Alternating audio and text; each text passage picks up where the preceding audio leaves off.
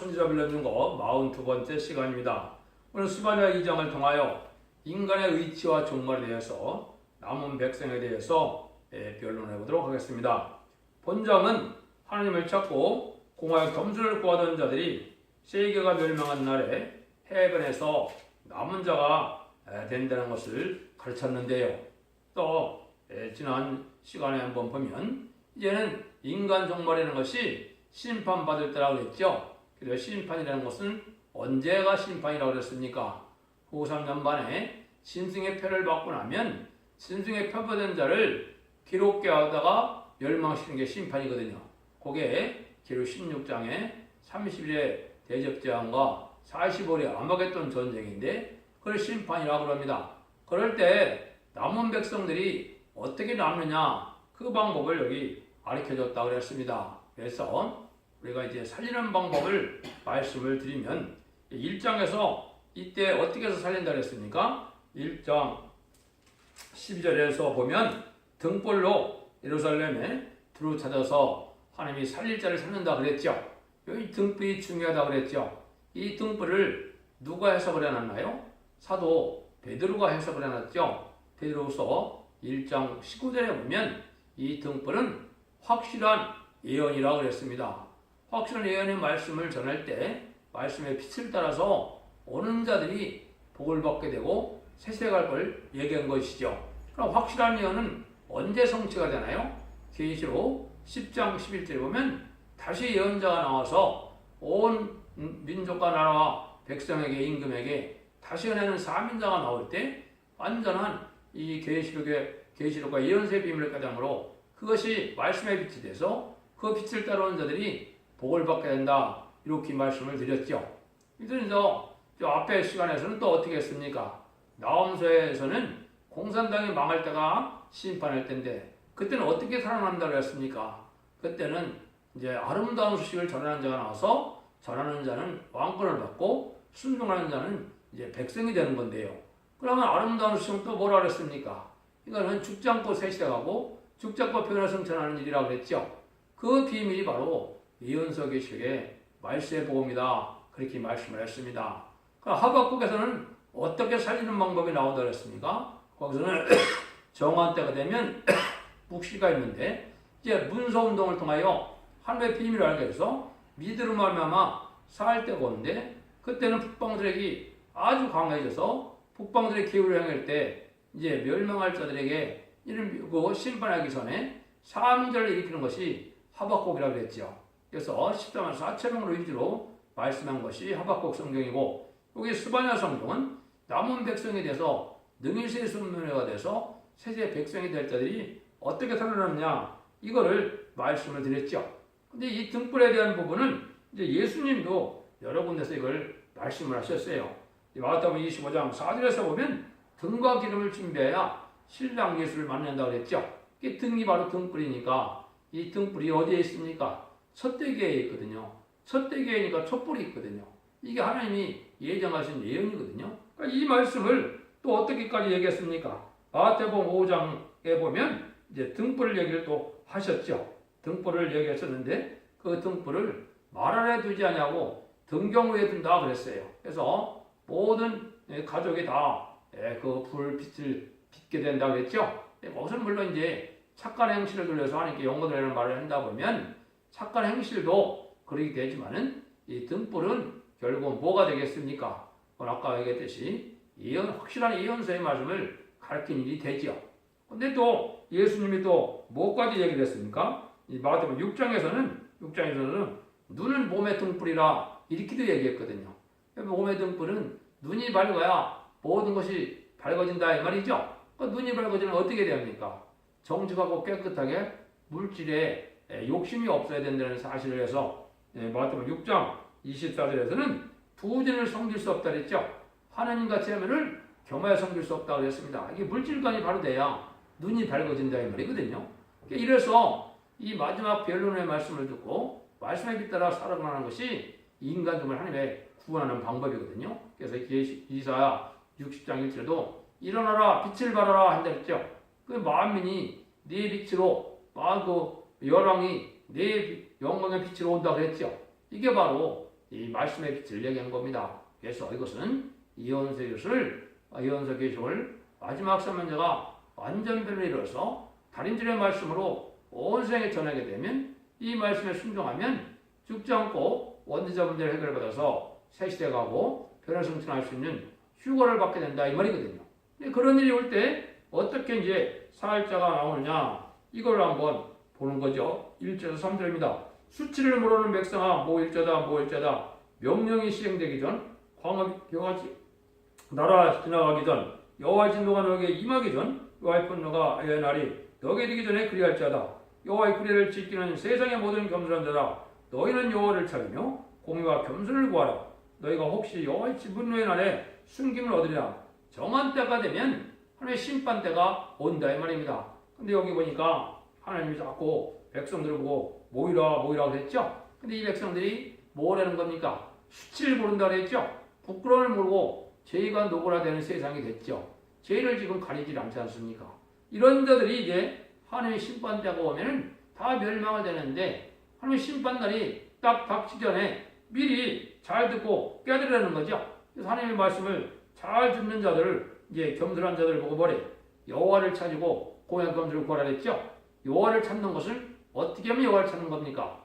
하나님의 계명과 교훈과 규율 아래 순종 교훈 안에 거하여 하나님을 찾는 것이죠.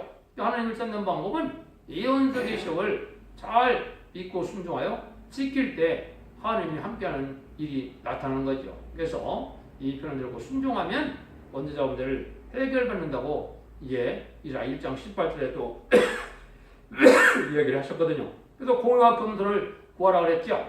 공의는 시대적인 하나님의 법을 뜻한 겁니다. 합당한 자들에게 상을 주고 합당한 자들에게 또 복을 주는 것이고 또 이제 재앙받기 합당한 자들에게 또 보응을 하시는 거거든요. 하나님 보수를 하시거든요. 그러니까 하나님의 시대적인 법을 통하여 역사하는데 하나님의 지금까지는 그 공의를 어떻게 행했습니까? 인간의 죄악을 친히 예수님을 통하여 이제 대역을 담당케 해서 2000년 동안 누구든지 아무리 이방이라지만 예수 그리스도를 믿고 보려고를 믿어서 부활 승천하여서 사망의 권세를 이긴 예수님이 성령을 보내는 것을 믿으면 중생받는 역사가 왔었죠. 극본의 길을 준 거죠. 근데 인간 정말에는 영혼간의 구원받는 때라 마지막 변론을 통하여 원죄자분을 해결해주는 이 사랑을 이제 마지막 베풀 때 순종하면 하나님의 공의대로 이제 어떻게 된다고요? 원죄자분들을 해결해서 심판하려는 날에 죽지 않는다 이 말이거든요. 그럴 때 여기 보니까 하나님이 뭐라 했어요? 여호와의 품는 날에 숨김을 얻으리라고 했죠. 그래서 인간의 심판은 인간의 힘강으로는 피할 수 없는 겁니다. 이거는 하나님의 보호와 인도만이 있어야 피할 수 있는 것이 심판의 환란정이에요. 근데 이 날이 가깝다는 얘기죠. 여러분 뭐라 그랬습니까? 이제 전섬에 들어갈 날이 언제인지 모를 정도로 가깝습니다.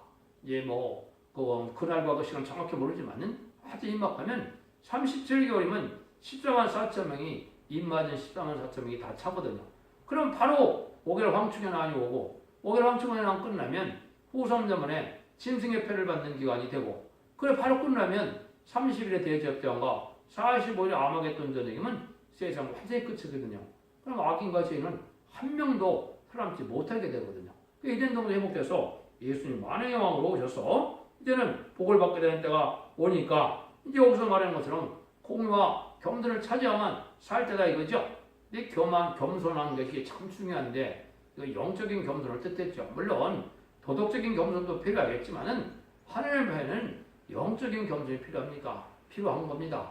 자기의 생각과 고집이 강하고 자기의 주장이 강하면 하나님의 겸손한 것이 아니거든요. 하나님의 진리 앞에 순종하여 회개해서 지키고자 하는 마음이 있을 때 그걸 겸손이라고 그러거든요. 그래서 이게 성령 충만해야 되고 지식이 또 하나님에 대한 지식이 많아야 되고 또 이제 하나님의 은혜를 많이 받아서 이래야 겸손해질 수 있거든요. 왜냐하면 무식하다 그래서 겸손해지지 않거든요. 무식한 사람도 얼마든지 교만한 자가 많거든요. 그러니까 이거는 하나님이 영적인 겸손은 예수님이 덕목이 뭡니까? 온유와 겸손하다고 했잖아요. 너희들은 나를 본받으라. 나는 온유하고 겸손하다고 했죠. 이게 중요하거든요. 이게 하나님의 백성된 인격이고 하나님의 종된 인격은 바로 그거거든요.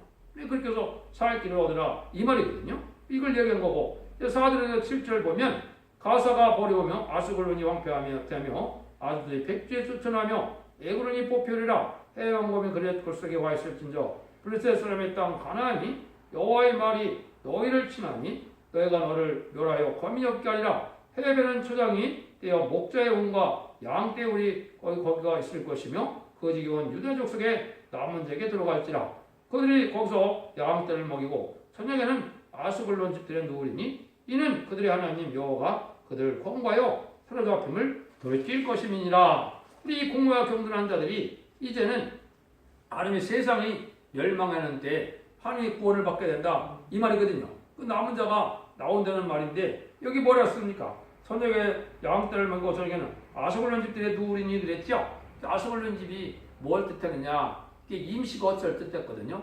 이건 뭘 뜻하느냐? 후 3년반과 전그 이제 아마겟돈 또 대접자 요때에 순김으로 잠시 동안 순김으로 하는 거처를 얘기하거든요. 거기에서 예비처라는 말을 기록 12장 6절에 했거든요. 또 이라 30선장에는 안정처라 그랬거든요. 하나님 절대적으로 보호해주는 곳이 있거든요. 거기서 남은 자가 나온다는 것이죠. 그런데 그 나온 것이 뭐라 그러면 여기에 보면 해변에 초장이 되어 육지에 목자의 온과 양떼가 우리가 거기 있을 거다 그랬죠. 해변을 중심으로 많이 구원을 받는다 이 말이죠. 그래서 이거 첫 번째 이제 지역적으로 보면 이제 물론 한국이 삼면이 바다인데 해변이 나라가 맞습니다. 그래서 한국 환란이 오고 나면 우선 넘때 한국이 예비처 보호처가 다 될 겁니다. 그렇게 해당이 되지만은 이제 이걸 보서 본다면은 이제 필리핀이나 대만이나 일본도 많이는 안 나오지만은 거기서 상당수가 보험을 받게 되거든요. 그것도 이제 우리가 알 수 있는 것은 저 유럽, 특히 북유럽 쪽에 거기에 경건한 사람들이 많거든요. 그 다음에 또 어디에 있느냐? 북아메리카 쪽에 있거든요. 북미에. 거기는 캐나다와 미국이 살고 있죠. 그런 데서 이제 남은 종 남은 백성이 많이 나올 것입니다. 그래서 이것은 이제 하나님이 보호하고 주는 역사가 다 있겠지만은 물론 남방과 북방에서도 안 나오는 건 아니죠. 백성들은 거기서도 많이 나옵니다. 그래서 이게 특별히 이제 여기 해변이 육지가 된다는 말은 왜 이런 말을 쓰셨느냐 했을 때 이것이 첫 번째 계시록 15장 2절 3절에 보면 이스라엘 백성들이 어떻게 구원을 받았습니까? 모세가 10가지 재앙을 땅을 치고 나서 이는 바알의 군대가 지쳐올 때 바알의 군대가 홍해에 수장을 시켰죠. 그러고 나서 그 해변에서 모세의 노래를 많이 불렀거든요. 거기 보면 이제 미리암의 노래를 또 불렀거든요. 속을 치고 그죠? 여기 이제 첫 번째 해변에서 구원받는 방법을 얘기한 겁니다. 그래서 홍해를 육지가 근데 이제 요거를 이제 이사야 33장에서는 아까 안정처를 그랬고 이 시편 66번에서는 하나님이 바다를 변하여 육지되게 하셨으므로 우리가 도보로 강을 통과하고 우리가 거기서 주로 인하여 기뻐하도 하였도다 이런 말이 나오죠.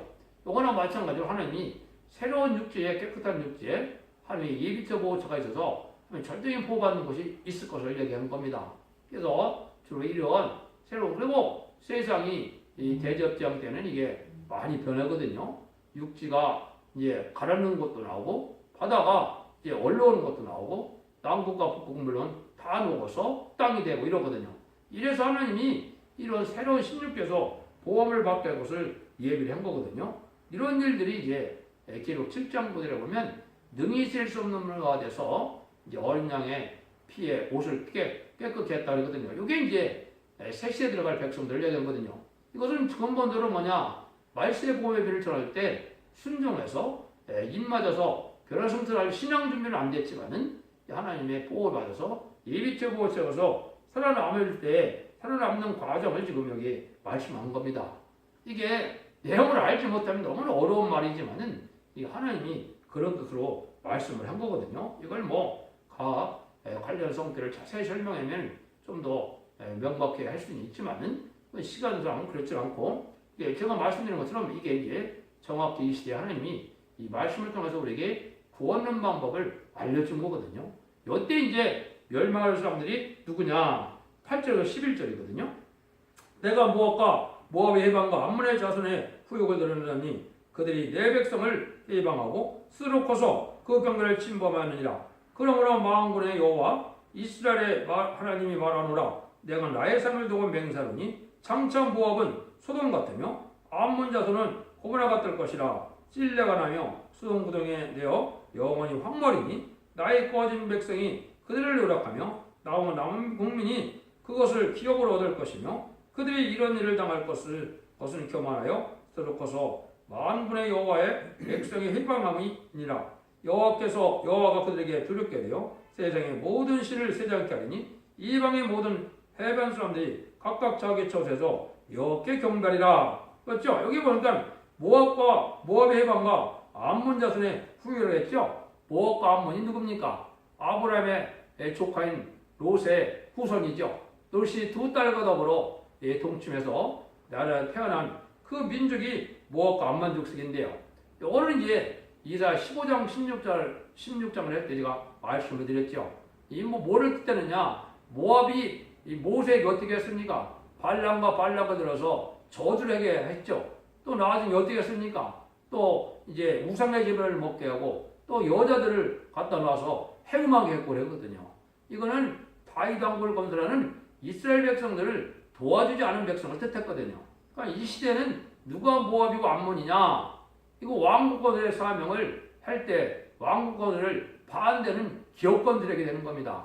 왜냐하면 자기들이 먹고 사는 것이 이 기업권이니까 이 기업권을 무너뜨리고 하나님의 질 옆에 순종해야 보고 살 길이 나오는데 심판의 환란정을 알지도 못하고 영권의 구원받는 몸은 알지 못하고 그냥 죽어서 천당 가는 것만 믿다가 하나님 심판 때가 오니까 이 예언의 말씀 읽고 듣겨서 영영이 구원받아서 새시대 간다 이런 복음을 전하면 반대를 해버리거든요. 그러니까 제레미를 영접하는 것을 실패하게 만들거든요. 이런 자들이 멸망이 온다. 그것이 이사야 15장과 16장의 내용이라 제가 말씀을 드렸습니다. 그럼 이 시대도 마찬가지죠. 그런데 그게 알파 역사도 그랬어요, 안 그랬어요? 그랬거든요. 수천 년 동안 메시아를 기다리고 있었지만은 메시아가 성경대로 동정녀 마리아에게 처녀가 인되어 이제 메시아가 와도 십자가 못 박는 일을 했거든요. 이쪽 이스라엘 백성들이. 그러니까 영적 이스라엘 백성들이 기독교인들도 2000년 동안 제레미지를 기다리고 있지만은 실제 제레미지를 영접할 신앙이 나올 때는 또 이렇게 부패돼서 그걸 알아보지 못한다 이 말입니다.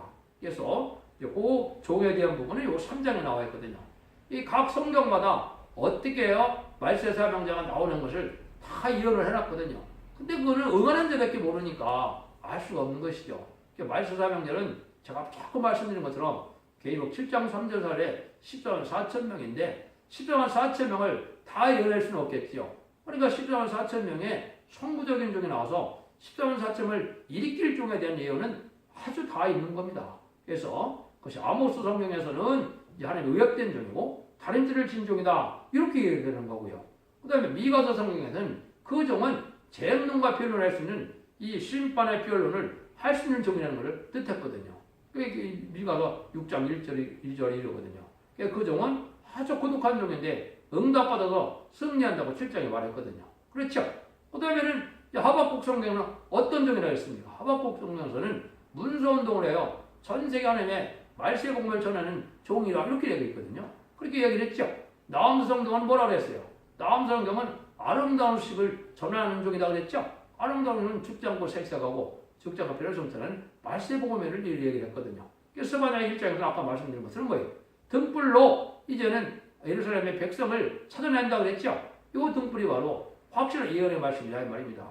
지금은 하나님의 말씀의 빛으로만이 이제 하나님의 인도함을 받는 것이지 다른 방법은 다 마귀가 틈을 타는 겁니다.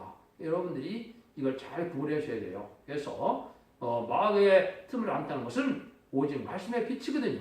말씀의 빛을 잘 분별해서 여러분들이 살 길을 열는 것이 이사야 60장 일어나라 빛을 발하라 했을 때 모든 만민이 그 빛으로 모일 것이고 열방의 여러분들이 그 영광처럼 나온다 그랬거든요. 그것이 지금 여러분들이 듣는 이 말씀의 복음이다. 여러분들이 이 유튜브가 500여 개가 지금 올라가 있는데 이걸 보면 그 중에 154개만 보면 다 이걸 알 수 있게끔 했거든요. 그래서 어떤 예언서도 빼놓지 않고 다 표현을 했거든요. 이것이 말씀의 빛이거든요. 그래서 살 길을 나올 때 나중에 어떻게 한다고요? 많은 사람들이 이제 모든 이방신이나 잡신을 다 멸망시킬 때 많은 사람들이 각기적으로 여호와께 경배하게 된다 이 말이죠. 이 하나님이 복받아서 새 시대에서 하나님을 섬기는 일이 벌어지는데 그때 당시 섬기는 나라가 어딥니까? 육적 이스라엘 나라로 또 가실랍니까? 아닙니다. 그건 한국입니다. 한국이 영적 선진국하고 한국에서 말세의 명장으로 나오게 되고 한국에서 14만 4천 명을 일으키게 되기 때문에 한국이 이제 기독교의 종주국이 된 거거든요. 기독교 종주국도 여러분들 잠깐 말씀을 드리면 이게 그 예언보다도 실제 흐름이 그렇게 간 겁니다. 하늘의 백성은 첫 번째 이스라엘 백성이죠. 그 다음에 기독교가 나와서 기독교가 번성돼서 한 것은 로마입니다. 로마가 영적인 강국이 됐었죠. 근데 17세기에 이게 부패가 돼갖고 그때 이제는 종교개혁이 일어났죠. 종교개혁이 일어났는데 그 교회 종교개혁이 어디서 번성을 했습니까? 영국이거든요. 영국이 영적 강국이 돼서 세상을 좌지우지하는 나라가 됐었거든요. 로마도 마찬가지고. 그런데 그 영국의 그 청교도가 어디로 갔습니까? 미국으로 왔거든요. 18세기에. 미국으로 하니까 미국이 바로 이제는 영적인 종주국이 됐거든요. 그래서 가장 기독교의 강대국이 됐거든요. 그런데 그것이 또 이제 19세기에 어디로 갔습니까? 한국으로 왔거든요. 한국으로 와버렸거든요, 복음이. 그러니까 한국이 영적 강국이 된 겁니다, 마지막으로.